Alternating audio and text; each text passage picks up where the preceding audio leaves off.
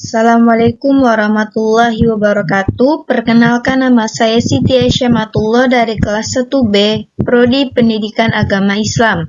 Video ini saya buat bertujuan untuk memenuhi tugas ujian akhir semester, dan hari ini saya akan mengkupas materi tentang Islam dan politik, tinjauan demokrasi, tantangan politik identitas, dan moderasi beragama.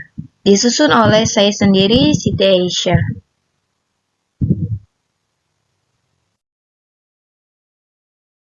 Dinamika hubungan Islam dan politik.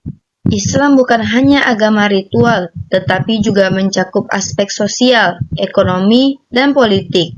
Adanya sejarah panjang kepemimpinan politik dalam Islam menjadi rujukan bagi wacana politik Islam kontemporer. Di era negara bangsa modern, umat Islam menghadapi tantangan untuk mengintegrasikan nilai-nilai Islam dengan sistem politik yang ada, seperti demokrasi. Memahami hubungan ini krusial untuk membangun masyarakat yang adil, demokratis, dan damai di negara-negara mayoritas Muslim.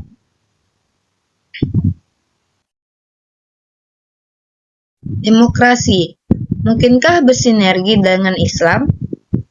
Konsep kunci Islam yang relevan. Yang pertama, syura atau musyawarah.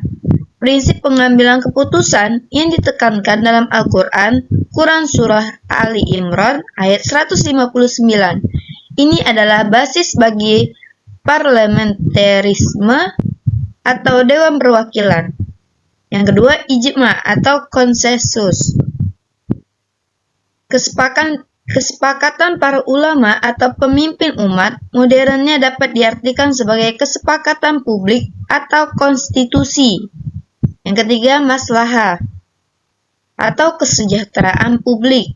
Tujuan utama syariat, demokrasi dengan menjamin hak dan keadilan untuk mencapai maslahah.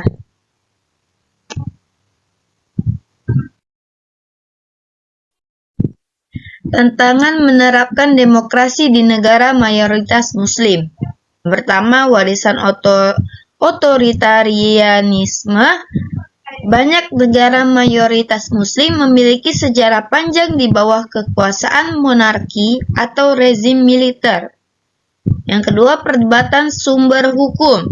Ada perselisihan tentang hukum mana yang harus dipakai.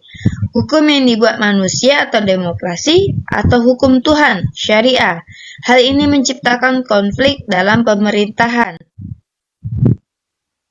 Tantangan menerapkan demokrasi di negara mayoritas Muslim. Intervensi asing dan geopolitik. Negara-negara kuat dari luar sering ikut campur. Mereka lebih memilih mendukung pemimpin yang stabil daripada mendukung proses demokrasi yang kacau demi kepentingan mereka sendiri. Yang kedua, tingkat literasi politik dan ekonomi. Karena pendidikan politik dan ekonomi yang kurang, masyarakat mudah dipengaruhi oleh isu-isu agama yang emosional. Mereka jadi tidak fokus pada masalah penting seperti ekonomi dan kebijakan, sehingga rentan dimanipulasi. Politik identitas, ancaman bagi persatuan umat.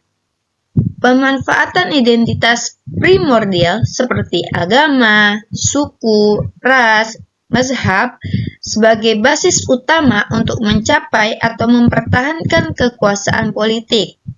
Dampak negatifnya ada 3, yaitu polarisasi umat, erosi pluralisme, dan distorsi isu. Apa aja maksudnya dari ketiga itu? Polarisasi umat yaitu memecah belah masyarakat menjadi kita dan mereka.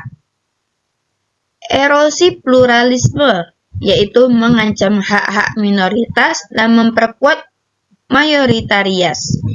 Yang ketiga, distorsi isu yaitu mengaburkan isu-isu substansial seperti ekonomi dan hukum dengan retorika moral atau agama yang emosional.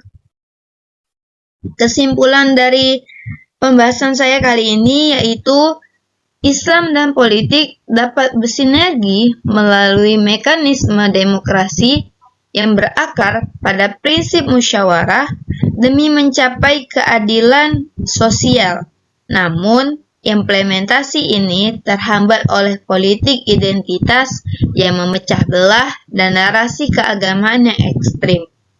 Solusinya apa? Yaitu solusinya adalah penguatan moderasi beragama sebagai landasan teologis dan praktik sipil yang menjamin toleransi, keseimbangan, dan persatuan.